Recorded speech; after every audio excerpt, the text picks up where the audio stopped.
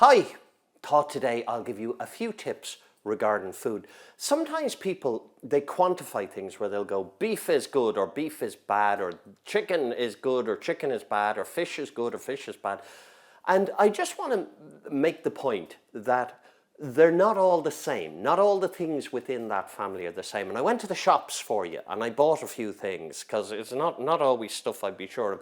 And the point I'm going to make, I'm talking about per 100 grams. It's the way to keep this simple. The first one there, 14-day mature Irish beef fillets bought from Dunn's up the road from me. 120 calories, okay, per 100 grams.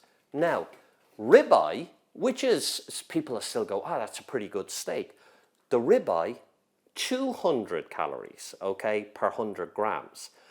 The point is, there's more fat in that, by the way, and animal fat isn't particularly good for us. Fillet is going to always be lower. It's got a lower fat concentration, and, you know, generally you'll eat a little less of it as well because it costs a little bit more. And I also have, for the last in this triumvirate, now these are not particularly bad ones. These are Irish beef burgers. It's actually 96% beef, which is unusual. 230 calories, okay, for the same 100 grams. So basically, you can eat pretty much double the fillet steak for either of the other two. So I decided then, I talked to you a little bit about fish, because sometimes people will say about fish, now, oily fish is good for you in, you know, particularly if you're the weight you want to be. But sometimes people have this idea, they go on a diet and they go, well, I'll just eat fish, and oh, fish is brilliant for you. Let me just show you this. I've two fish here. One, salmon darns, per 100 gram, 204 calories. You weren't expecting that, were you? You weren't expecting that, 204. Remember, that's actually higher than the fillet. It's the same as the ribeye. I don't know what these are. They're called collie, smoked collie. They look quite nice. I'm not a big fish eater myself. 80 calories, whiting cod, all that sorts of stuff. And again, per 100 grams, that's 80 calories. The salmon is 200, so it's double. You know, it's more than double what this stuff is.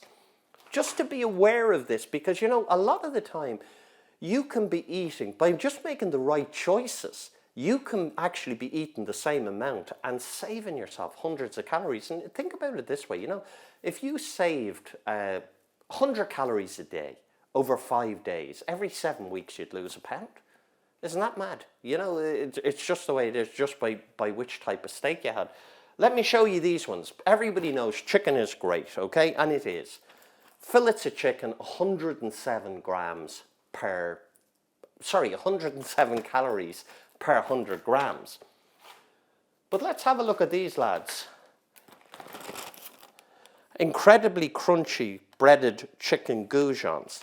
Now they're 260, okay? 206, and people have often said, you know, it's really good chicken. Like, I didn't get kind of chicken cordon bleu or chicken in the garlic, you know, that sort of stuff, because then people go, oh, well, that's with sauce and all. There's 260 calories in that. And how about my old friend here?